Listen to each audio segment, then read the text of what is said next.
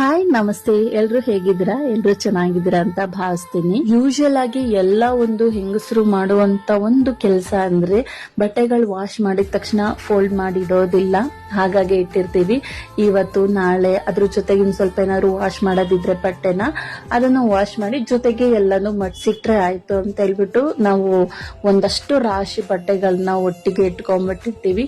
ಆ ರಾಶಿ ಬಟ್ಟೆಗಳ ಜೊತೆಗೆ ನೆಕ್ಸ್ಟ್ ಬೀರು ಅಥವಾ ಕಬೋರ್ಡ್ ಏನಿದೆ ಅದನ್ನು ಕೂಡ ಕ್ಲೀನ್ ಮಾಡ್ಕೊಂತೀವಿ. ಮತ್ತೆ ಎಲ್ಲಾನು ತೆಗೆದು ಮತ್ತೆ ಎಲ್ಲಾನು ಮಡ್ಸಿ ಎತ್ತಿಡೋ ಅಂತ ಒಂದು ಕೆಲಸ ಮಾಡ್ತಾ ಇರ್ತೀವಿ. ಯೂಶುವಲ್ ಆಗಿ ನಾನು ಒಣಗಿದ ಬಟ್ಟೆಗಳನ್ನ ಅವಾಗ್ಲೇ ಫೋಲ್ಡ್ ಮಾಡಿ ಎತ್ತಿಟ್ಕೊಂತಾ ಇದ್ದೆ. ಬಟ್ ಈ ಸಲ ಬೀರುಲು ಕೂಡ ಸ್ವಲ್ಪ ಜಾಗ ಇರಲಿಲ್ಲ, ಬಟ್ಟೆಗಳೆಲ್ಲ ಜಾಸ್ತಿ ಆಗಿತ್ತು. ಸ್ಟೋರೇಜ್ ಬ್ಯಾಗ್ ಕೂಡ ಆನ್ಲೈನ್ ಅಲ್ಲಿ ಬುಕ್ ಮಾಡಿ ತರಿಸ್ಕೊಂಡಿದ್ದೀನಿ. ಸಪ್ರೇಟ್ ಆಗಿ ಬಟ್ಟೆಗಳನ್ನ ಎತ್ತಿಟ್ಕೊಂಡ್ರೆ ಸ್ವಲ್ಪ ಜಾಗನೂ ಕೂಡ ನಮ್ಗೆ ಉಳಿಯುತ್ತೆ, ನೋಡೋದಿಕ್ಕೂ ನೀಟಾಗಿ ಕಾಣುತ್ತೆ. ಹಾಗೆ ನಾನು ಯಾವ ರೀತಿ ಆರ್ಗನೈಸ್ ಮಾಡಿರ್ತೀನಿ ಅದೇ ರೀತಿ ಇರಬೇಕು. ಒಂದೇನಾದ್ರೂ ಒಂದು ಬಟ್ಟೆ ಎಳ್ಕೊಂಡ್ಲಕ್ ಹೋದಾಗ ಸ್ವಲ್ಪ ಬಟ್ಟೆಗಳು ಆ ಕಡೆ ಈ ಕಡೆ ಆಗ್ಬಿಟ್ರೆ ಇಡೀ ಬೀರುನ್ನೇ ನಾನು ಹೆಂಗ್ ಬೇಕು ಹಂಗೇನೆ ಬಟ್ಟೆಗಳನ್ನ ತುರ್ಕಿ ಇಟ್ಬಿಟ್ಟಿರ್ತೀನಿ.